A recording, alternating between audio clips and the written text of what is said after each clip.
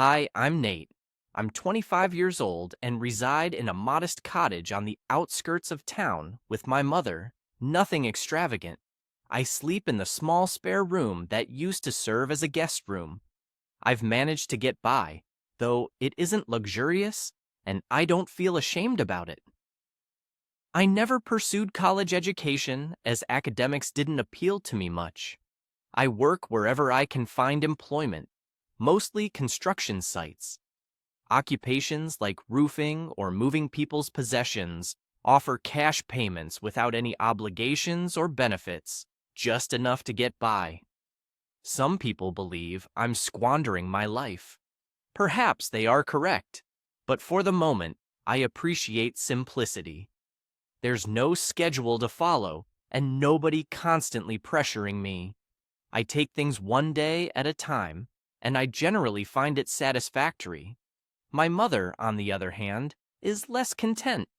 Lately, she's been urging me to map out my future, settle down, find a partner, and start a family. She yearns for grandchildren above all else. She insists I should grow up and stop treating life like a holiday. We sometimes clash, but I try not to resist too much.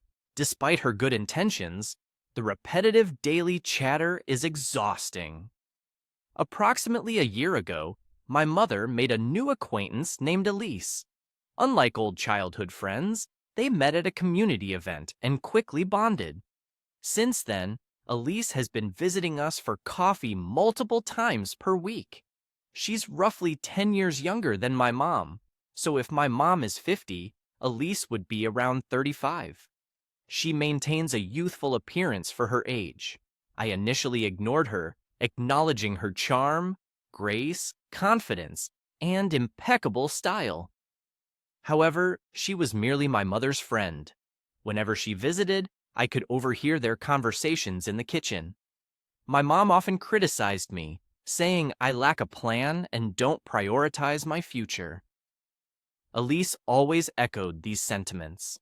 He may be a good kid, but he needs direction. He can't keep living like this forever. I would usually sigh and put on my headphones. However, tonight was an exception. Dear friends, please help us reach our first 1,000 subscribers. Please like and subscribe to our channel. It will motivate us to make more videos like this for you. Lying in bed, scrolling through my phone to pass time since work at the warehouse ended early and I had no plans. The house was quiet, mom asleep, lights off. Only the hum of the ceiling fan filled the silence. Then my phone buzzed with an unexpected message from Elise. My mind raced, thinking she might be contacting about something concerning my mother, or it could be serious. I opened the text to find a photograph, her standing in front of a mirror, hair slightly disheveled and dressed in a clinging silk robe. Her gaze was direct, neither smiling nor goofy, suggesting intention and intimacy. The energy in the image made my chest tighten for a moment. The caption read just 4 words: "This is ours." I paused, unsure of how to react. Was this a mistake? Or did she send it to me by mistake? Is this genuine? I studied it for a prolonged period, subsequently locked and unlocked my phone. It was still there, Elise, unaltered. The photograph remained constant, as did the message. This was the line I found myself confronting again. Uncertain of how to proceed, yet not enraged or discomforted, I found myself intrigued. Elise wasn't a stranger in this context. She had been in our kitchen across from me.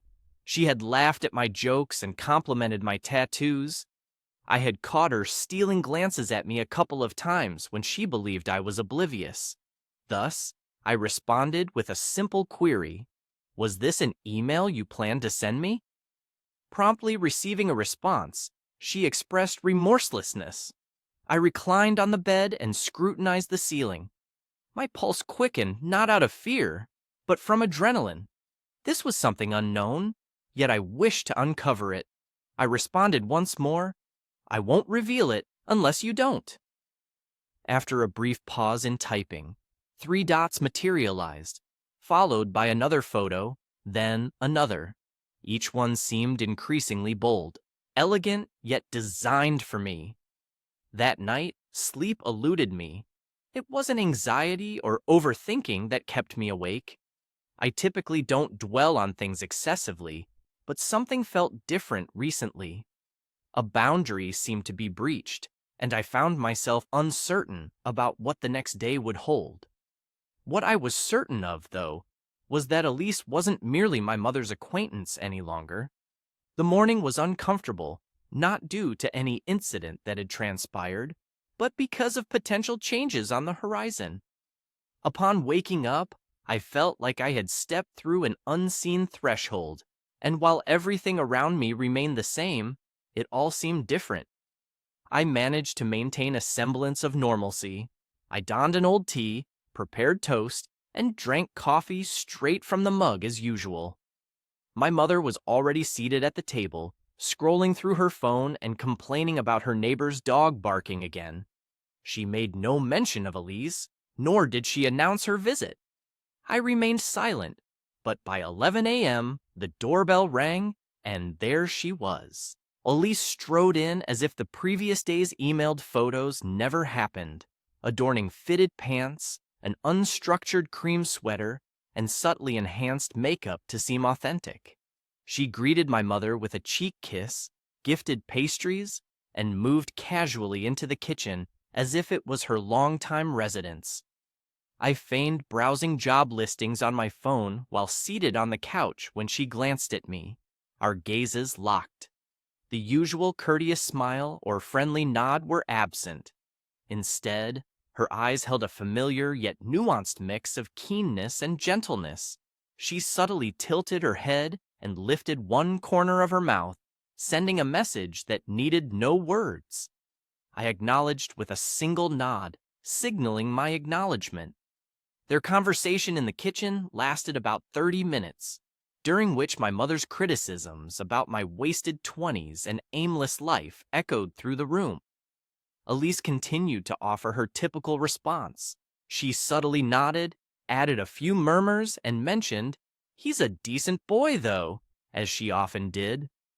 The script remained unchanged, but it seemed like we were part of something secretive that my mother was oblivious to. Then something occurred. My mother's phone rang. She glanced at the screen and grumbled. "It's the pharmacy," she replied, standing up. "They've messed up my prescription again."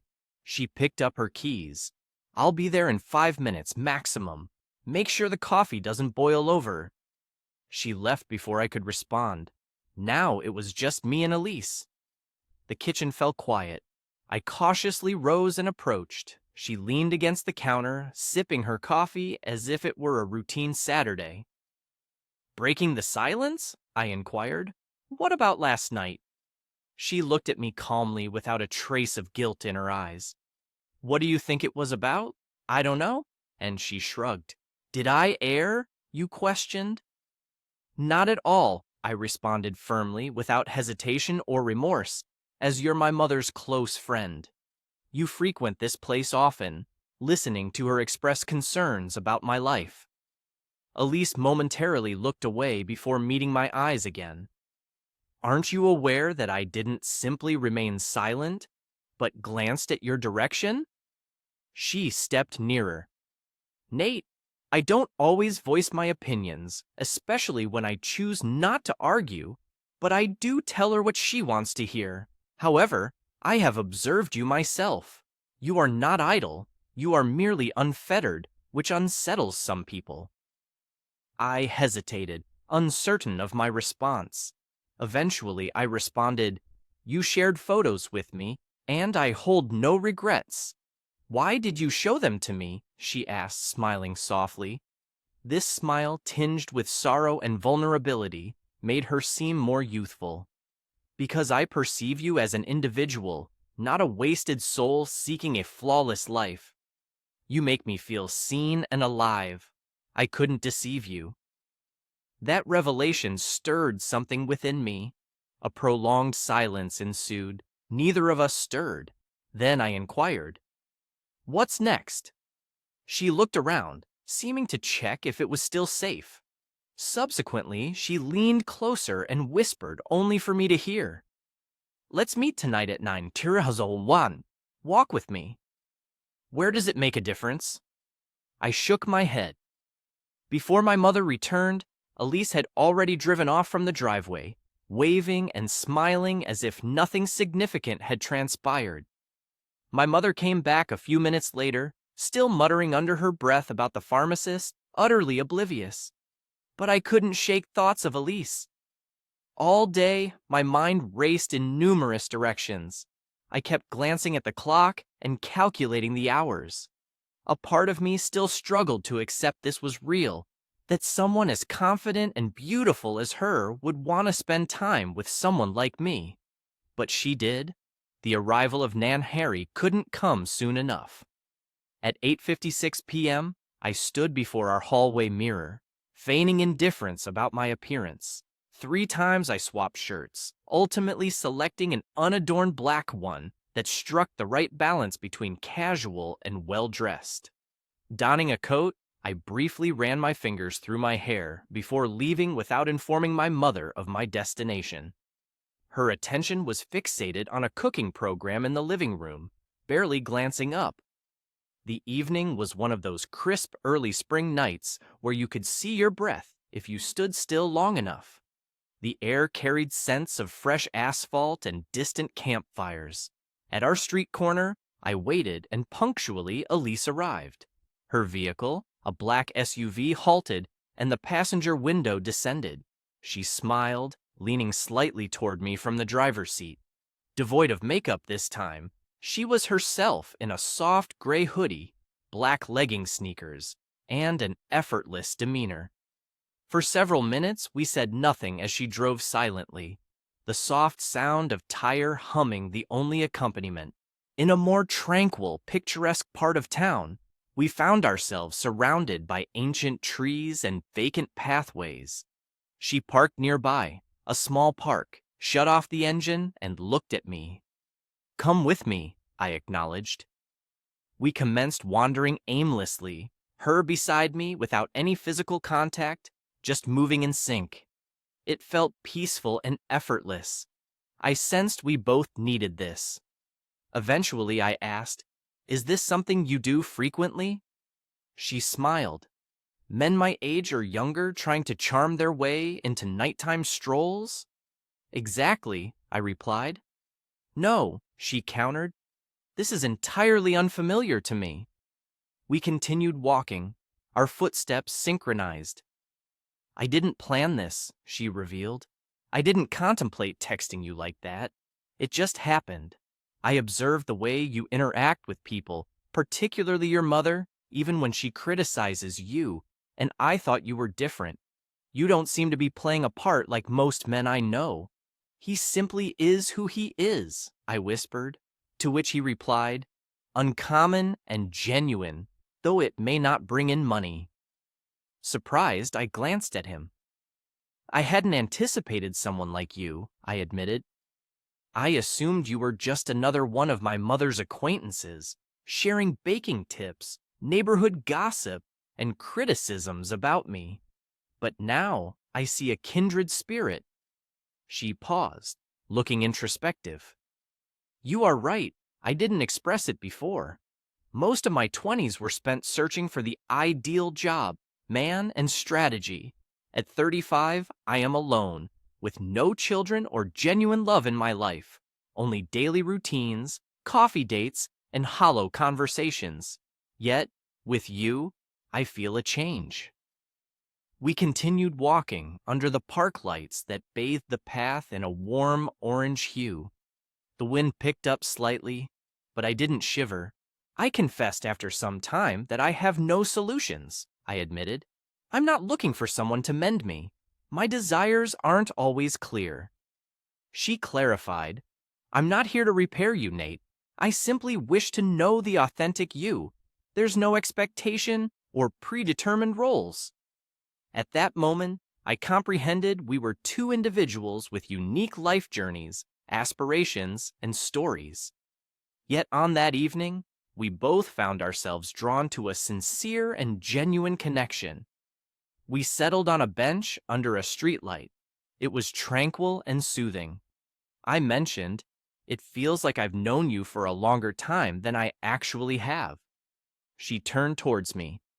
"That's because you see me beyond the persona I present." There was a void and silence between us. Then she inquired, "Would you like to continue conversing in a more private setting?" Without hesitation, I agreed. We rose and returned to her car. The journey to the motel was peaceful, though not awkward. It held quieter things, like respect, possibly hope. She parked behind a tranquil business, bearing a neon vacant sign. She switched off the engine, yet stayed put. "I'm not here for a casual encounter, Nate," she whispered without turning to me. "I seek something substantial, even if it's challenging or confusing." I stated, "I'm not here to exploit you." This hinted at more to me. She reached for my hand and we walked in together. The events of that night remain between us. I won't disclose, nor will she.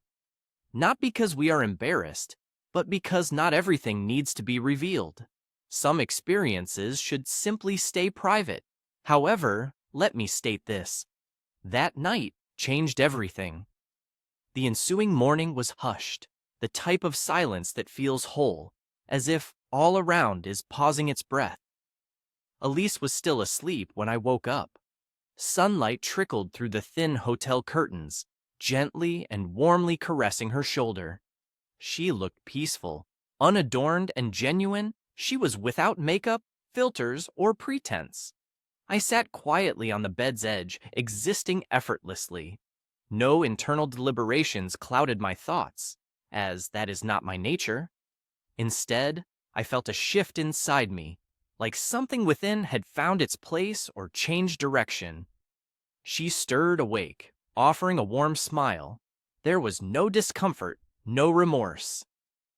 "Hey," she mumbled, her voice still sluggish. "Hello," I replied. She moved to sit up, enveloping herself in the blanket and reclining against the pillows. "How are you feeling?"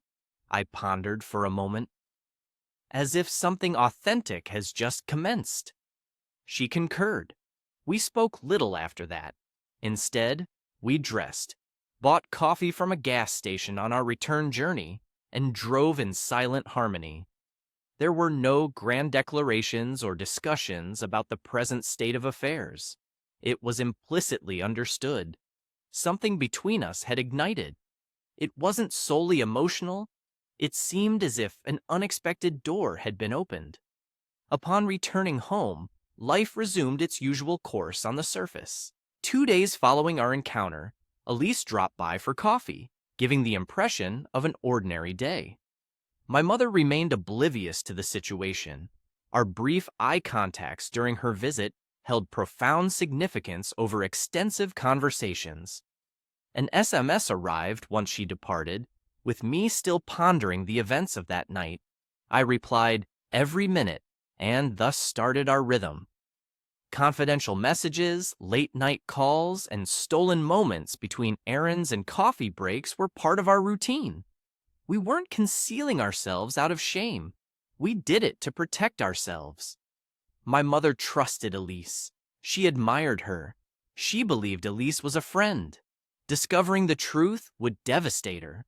However, what we shared was unquestionable. It wasn't solely about the attraction. It was all about forging a genuine bond. As I spent more time with Elise, I saw her not merely as my mother's acquaintance or as a beautiful woman, but as someone with vulnerabilities, anxieties, dreams, and emotions that mirrored my own. Initially, I observed her habit of glancing at her phone twice before speaking, as if she was fearful of making a mistake. However, her silence during my mother's criticism of me suggested a different narrative. One evening, we found ourselves in her car parked outside a grocery store. The engine remained idle. "I'm not good at this," she confessed softly. "At what point is this sneaking around, lying by omission, and pretending I understand?" I retorted. "I hate it too." She looked at me with weary eyes. Nate, I care about you more deeply than anticipated, and I'm tired of concealing it. I nodded. Then let us stop hiding. She hesitated. Do you want to tell her that I do? I asked. We aren't doing anything wrong, honestly, she replied. We are two adults who met in an unusual circumstance. This does not make us wicked individuals. She cast her gaze on her hands.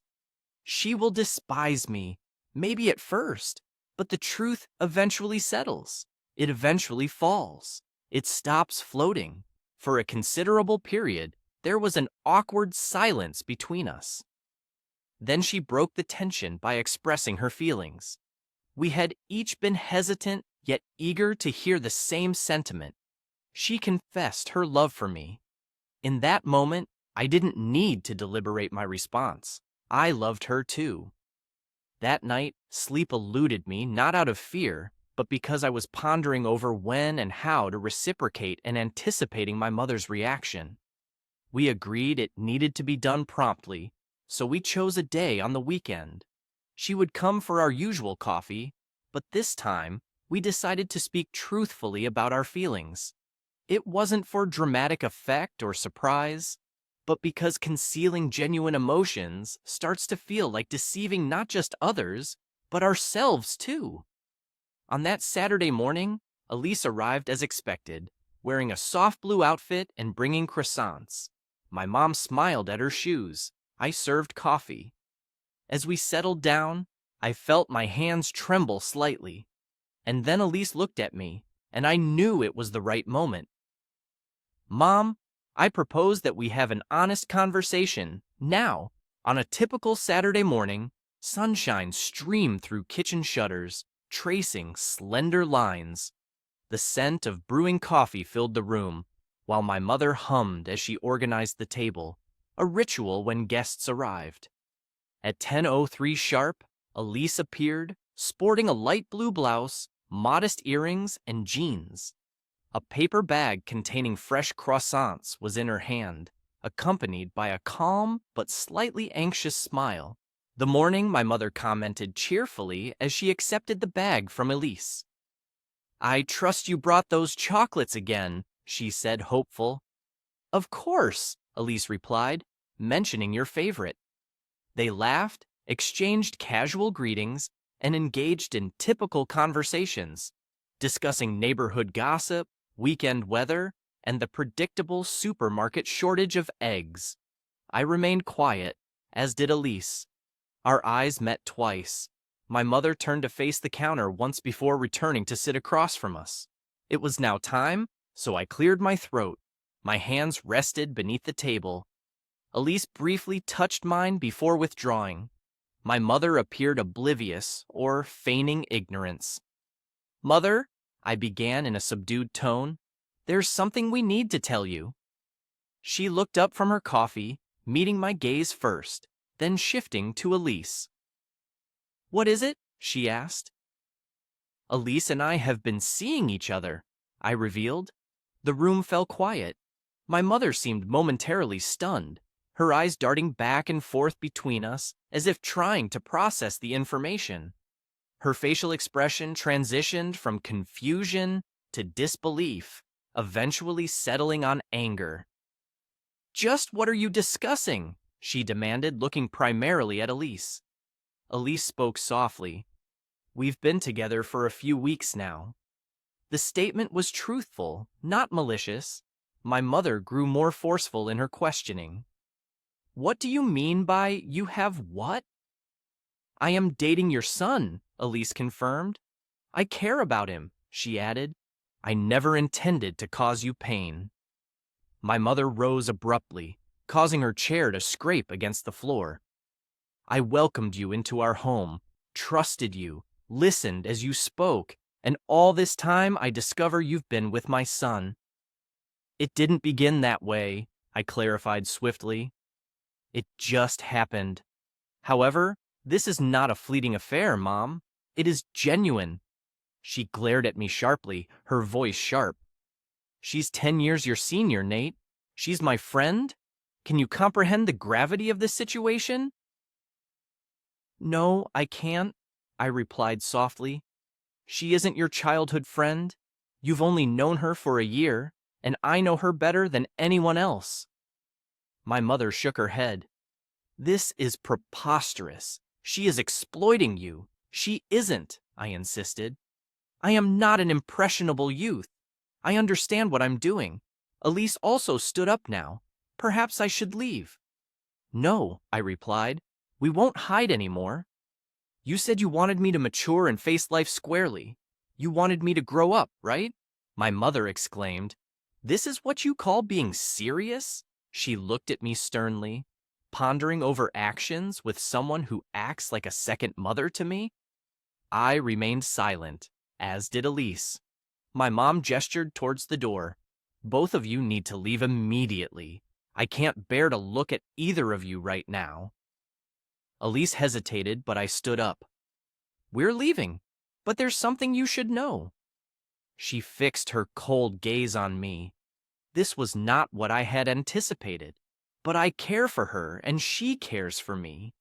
That is not vile. That is not treachery. That's just how unpredictable life can be. You think I'll care? She growled. You think I'd sit here and applaud this nonsense? You are my son. I raised you to do better than that. I looked deeply into her eyes, and for the first time in my life, I didn't feel like a child being scolded. I felt like a man making a choice. We are departing, I whispered softly. So we have. We got into Elise's vehicle without speaking much. Not a mournful silence, but a tense one, laden with the weight of everything that had transpired. That night, I shifted to her flat. A week afterwards, I transferred the rest of my possessions. My mother didn't phone. I wasn't surprised. 4 months have elapsed. We continue to live under one roof, still sharing laughter over morning coffee. We exchange texts throughout the day, even when we are in the same room. It isn't perfect, but it is genuine. Nothing ever is, but it exists. My mother hasn't made an appearance. I've sent her a letter. She must have read it, right? I hope someday she will comprehend. But if she doesn't, I'm at peace with that too. This is my journey and my decision. And for the first time, it feels like it's mine. Nate and Elise's story teaches us that true bravery emerges from choosing love and sincerity, even when it leads to difficult consequences. At 25, Nate was facing criticism for a lack of direction. However, he formed an unexpected bond with Elise, a woman a decade his senior, who recognized his genuine spirit. The budding of their friendship, sparked by a daring photograph and clandestine messages, transformed into an unexpected love. When they chose to reveal their bond, they faced his mother's wrath and deceit. Yet, they persevered together, demonstrating resilience. This narrative serves as a reminder that love is not bound by society's age norms or approval, and that's a positive aspect. The bravest act is acknowledging your truth, even if it hurts those you care for. Nate's decision to leave his mother's household and embark on a life with Elise wasn't just about romanticism. It was about claiming the life that truly belonged to him.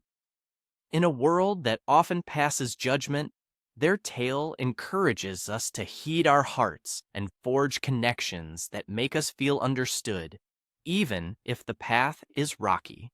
Let us respect our personal realities and honor those who accept us as we are.